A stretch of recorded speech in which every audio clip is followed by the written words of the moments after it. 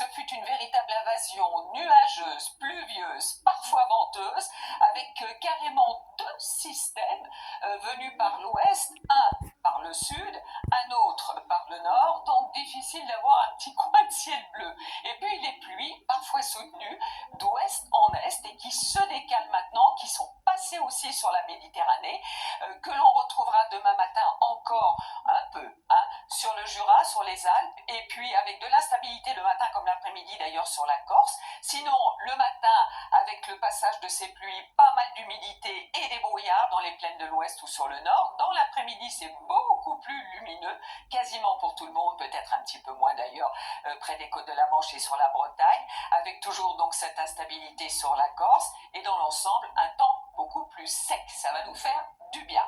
Alors les températures pour demain matin, on partira de 4 degrés à Rennes pour aller jusqu'à 17 degrés en Corse, 8 degrés du côté de Tarbes, mais dans l'après-midi de 8 vous allez passer à 20, 22 degrés de maximum dans le sud du sud, et sur le nord entre 12 et 14 à 15 degrés. Ça reste un peu frais. Donc pour la journée suivante, à savoir pour vendredi, toujours ces entrées maritimes dans ce flux de sud, de la douceur quand même, avec une perturbation qui arrive, qui va nous gâcher une partie de ce week-end de la Toussaint. Samedi, de la pluie du sud-ouest jusqu'au nord-est, toujours ce flux de sud avec ses entrées maritimes, encore de la douceur et ce sera bien agréable sur le nord et le nord-ouest, certes avec du vent.